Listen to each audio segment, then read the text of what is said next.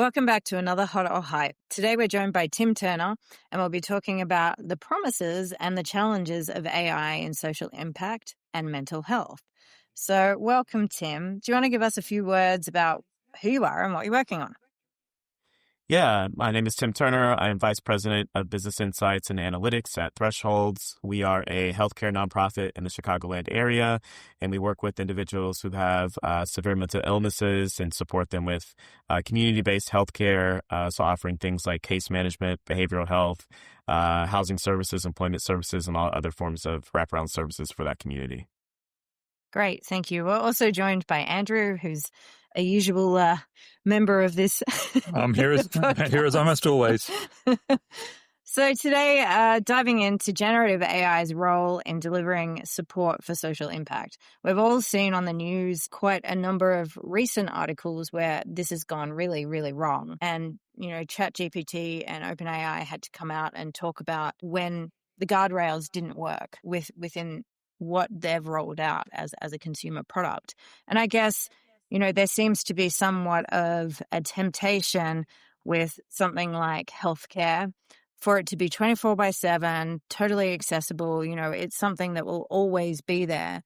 And the temptation is about just putting a skin on that and rolling that out. And then suddenly you've solved a lot of the access problems that your constituents kind of have. Does that sound like a really good plan to do, Tim? I'm already getting hives just hearing that description of, just sticking a skin on ChatGPT and letting it run wild with all different types of mental health conditions. No, I think it's really important for organizations and even individuals to be really cognizant and thoughtful about the limitations of AI, in particular in the mental health space. Certainly there's a lot of temptation given limitations with access and given challenges with people being able to get access to therapeutic care. And it may seem like it's easy enough to expand that access through tools like ChatGPT or other generative AI tools. But there are a lot of reasons to be concerned. There's certainly one, just the extent to which, putting in sensitive data, whether you are a practitioner who is supporting your patients or even yourself as an individual, there's concerns around putting in, your personal data, HIPAA protected data into these tools. Also the extent to which, a lot of these AI tools are specifically geared towards giving you a response and giving you information that you want to hear and less of what you need to hear in order to actually address the conditions that you may be treating. And so I think there's a lot of ways in which we should be cautious about that. That's really interesting. So the echo chambers, like we all get on social media, for example, is that something, conceivably it could be an echo chamber and send someone all the way down the wrong direction because it's reinforcing, almost positive reinforcement of the wrong thing. Yeah, absolutely. And we're particularly sensitive to this as an organization who supports and works with individuals with severe mental illnesses. And so we certainly wouldn't recommend or encourage, any of our patients to just go directly into an AI tool in order to seek treatment because, who knows what types of reinforcement messages or what types of information they may receive through that particular tool. I think there are other ways in which, AI can help support and bring in an alleviation of administrative duties and can help clinicians, in the process of writing their clinical documents or expressing or doing other more administrative tasks. But from a clinical perspective and from a therapeutic perspective, we believe it's really important to keep that human in the loop and to have that person operate at the top of their license as a human therapist with their expertise to support the members that we work with.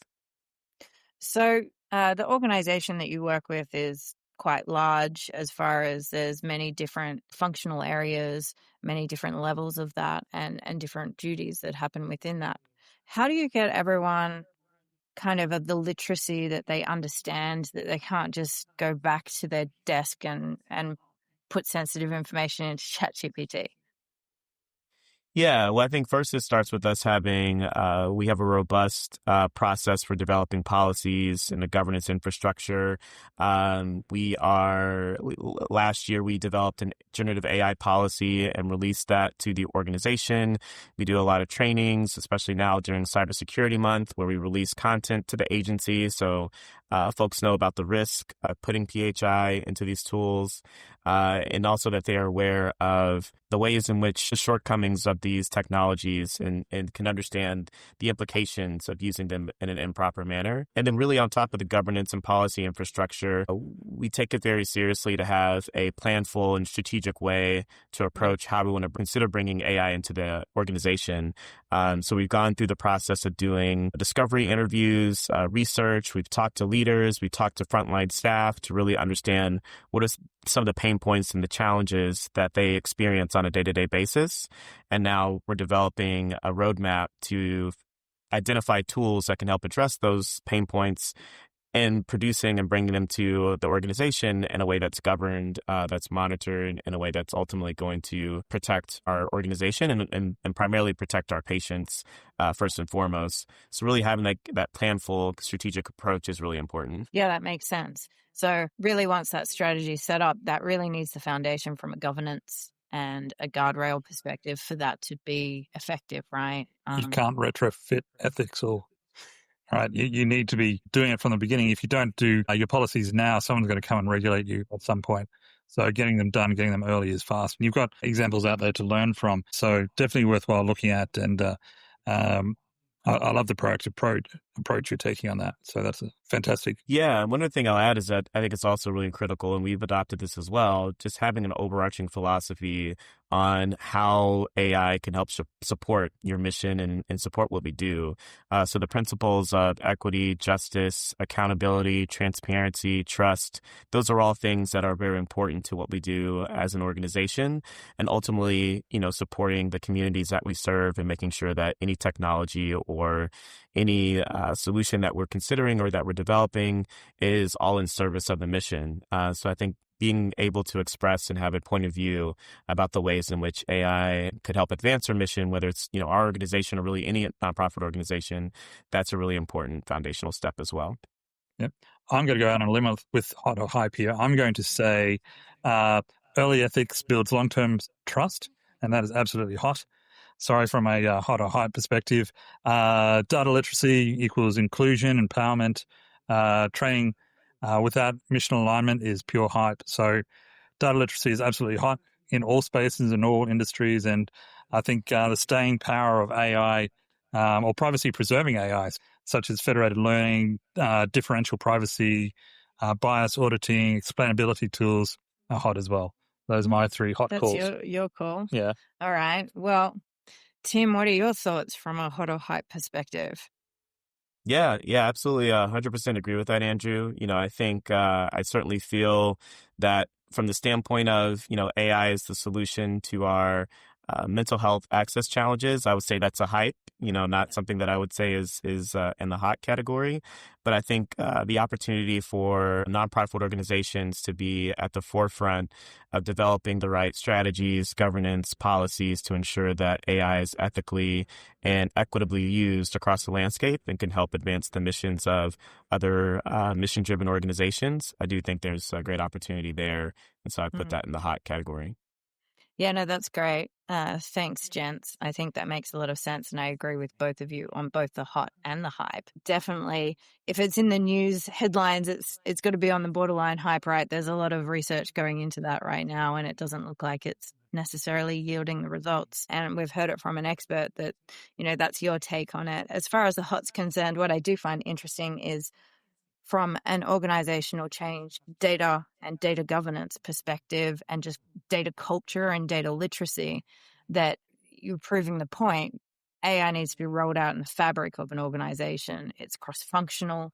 It needs to be attached to use cases. Those use cases need to be iterated upon until they become innovative enough to be deemed to go into their own life. So I do think that there's a lot of opportunity in that space. And listening to you talk made me realize that a mission-driven organization has a little bit more luxury there because everyone is very aligned on their mission. Whereas some organizations, there's a little bit of a tide of disagreement that may sit under the hood, or, their product market fit isn't necessarily as aligned amongst their executives as they like to think that it is. So I think, you're ahead of the game there. And obviously from a data perspective, if you don't do your data well, you'll find it much harder, especially on the deterministic data, to bring it with what large language models do best, which is probabilistic. So long-winded, we have we have hype on using it on the consumer end, and we have hot for everything behind the scenes. In the right approach. Governance, privacy, security, none of that's sexy, but they're the only trends that never go out of fashion. And that's what works. So thank you so much for joining us today. It's always lovely to talk with you and hear what insights are from your world. And thanks, Andrew, for showing up. You're welcome. You've had another hot or hype. Thanks, Tim. Thank you. Bye. Bye. Thank you. Bye.